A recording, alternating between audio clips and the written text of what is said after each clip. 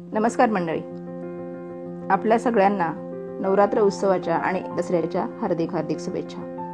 नवरात्र उत्सव आला की राज्यातील 3.5 शक्तिपीठांकडे भाविकांची पावले वळायला लागतात. राज्यातील कोल्हापूर, तुळजापूर, माहूर आणि नाशिक या ठिकाणी देवीची 3.5 शक्तिपीठ आहेत. जाणून घेऊया महाराष्ट्रातील प्रसिद्ध 3.5 शक्तिपीठ आणि त्यांचा इतिहास.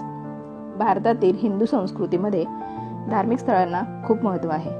प्रत्येक धार्मिक स्थळाचे एक वेगळे वैशिष्ट्य आणि इतिहास आहे. त्यामुळे लोकांच्या मनामध्ये या धार्मिक स्थळांचे एक स्थान निर्माण झालेले आहे. लोक मोठ्या श्रद्धेने आणि आशेने धार्मिक स्थळांवर जाऊन नतमस्तक होतात. या धार्मिक स्थळांपैकी आहेत आपल्या महाराष्ट्रातील प्रसिद्ध 3.5 शक्तिपीठ. या शक्तिपीठांचे महत्त्व देखील मोठे आहे. या तीर्थक्षेत्रांवर दरवर्षी लाखो भाविक दर्शनासाठी देशाच्या कानाकोपऱ्यातून येत असतात. महाराष्ट्राच्या कोल्हापूर, तुळजापूर, माहूर आणि नाशिक या ठिकाणी ही शक्तिपीठ आहेत. देवीची ही शक्तिपीठ संपूर्ण देशामध्ये प्रसिद्ध आहेत. 3.5 शक्तिपीठांचं महत्त्व, त्यांच्याबद्दल आख्यायिका काय आहे, आपण थोडक्यात जाणून घेऊया. पहिले शक्तिपीठ आहे महालक्ष्मी मंदिर, कोल्हापूर. कोल्हापूरच्या श्री महालक्ष्मी देवीचे मंदिर हे पूर्ण शक्तिपीठांपैकी एक आहे. या मंदिराचे बांधकाम कोणी केले याचा निष्कर्ष अजून काढता आलेला नाही. काही संशोधकांनी असं म्हटलं आहे की शिलाहार राजवटीपूर्वी कहारग म्हणजेच आजची कराड येथील सिंध वंशातील राजाने हे मंदिर बांधलेले आहे. कोल्हापूरचे शिलाहार देवतेचे भक्त होते आणि देवतांनी त्यांना आशीर्वाद दिल्याचे येथे अनेक काळ नोंदवले गेले आहे. 7व्या शताब्दीपासून चालुक्य घराण्यातील राजा कर्ण देव यांनी या मंदिराला घडवलं होतं. अनेक संशोधकांनी असं म्हटलं आहे की सध्याच्या मंदिराची प्राचीन रचना चालुक्य कालखंडात झाली आहे. या मंदिराची मुख्य रचना 2 मजली आहे. हे मंदिर कोल्हापूरच्या परिसरात आढळणाऱ्या काळ्या दगडापासून बनवण्यात आलेले आहे. या मंदिरामध्ये घाटी दरवाजा, गरुड मंडप इत्यादी कोरीव केलेल्या रचना आहेत. या मंदिरातील गरुड मंडप आणि सभा मंडप हे 1844 ते 1867 दरम्यान बांधले गेले आहेत. या मंदिरामध्ये जवळपास 20 पुजारी आहेत जे पारंपरिक विधीपूर्वक देवीची पूजा करण्यात पारंगत आहेत. प्रत्येक शुक्रवारी देवीच्या प्रतिमेची मिरवणूक काढली जाते. श्री क्षेत्र तुळजापूर, तुळजाभवानी. भारतातील शक्ती देवताच्या पीठापैकी 3.5 पीठे महाराष्ट्रात आहेत. त्यातील श्री क्षेत्र तुळजापूर हे पूर्ण व आद्यपीठ मानले जाते. महाराष्ट्रातील उस्मानाबाद जिल्ह्यात वसलेले तुळजापूर हे महत्त्वाचे तीर्थक्षेत्र असून त्या ठिकाणी तुळजाभवानी देवीचे प्राचीन मंदिर आहे. स्कंद पुराणातील सह्याद्री विभागात या देवतेची कथा आहे.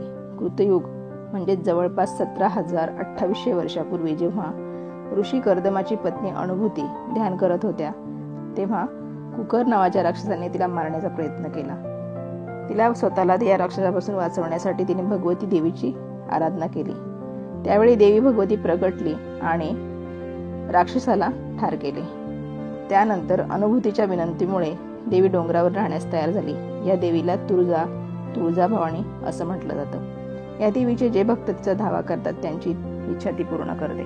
भवानी देवीचे मंदिर बालघाटावरील एका डोंगर माथ्यावर आहे. मंदिराच्या काही भागांची बांधणी हेमाडपंथी आहे.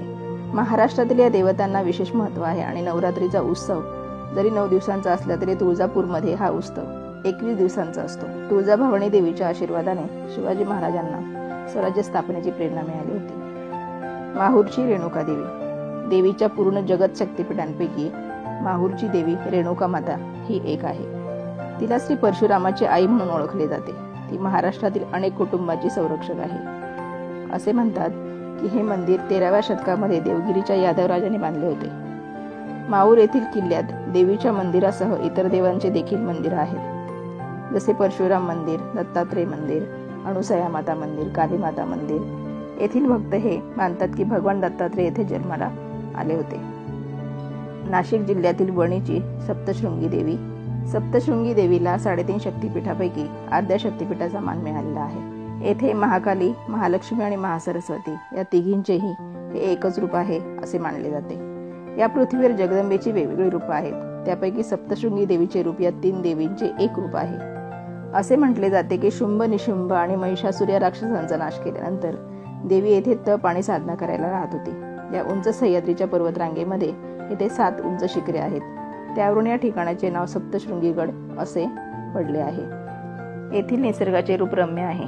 डोंगराची कपार खोदून तयार केलेल्या महिरपीत देवीची 8 फुटी मूर्ती आहे. तिला 18 भुजा आहेत. मूर्ती सेंदूर अर्चित असून रक्तवर्ण आहे. डोळे टपोरेवर तेजस्वी आहेत. सर्व हात एकमेकांना लागून आहेत. सर्व देवांनी महिषासुराशी लढण्यासाठी देवीला शस्त्रे दिली होती. अशी ही महाराष्ट्रातील देवींची 3.5 शक्तिपीठे खूप जागृत देवस्थाने मानली जातात. येथे देवीचे भक्त मोठ्या भक्तिभावाने देवीची सेवा करतात आणि आपल्या मनातील भावना देवीसमोर मांडतात. आदिमाया शक्ती आपल्या सर्वांना सुख समृद्धी आणि भरभराट देव हीच सदिच्छा. पुन्हा एकदा आकाश भरारीच्या रसिक प्रेक्षकांना आणि आपल्या कुटुंबियांना नवरात्र उत्सवाच्या हार्दिक शुभेच्छा. धन्यवाद.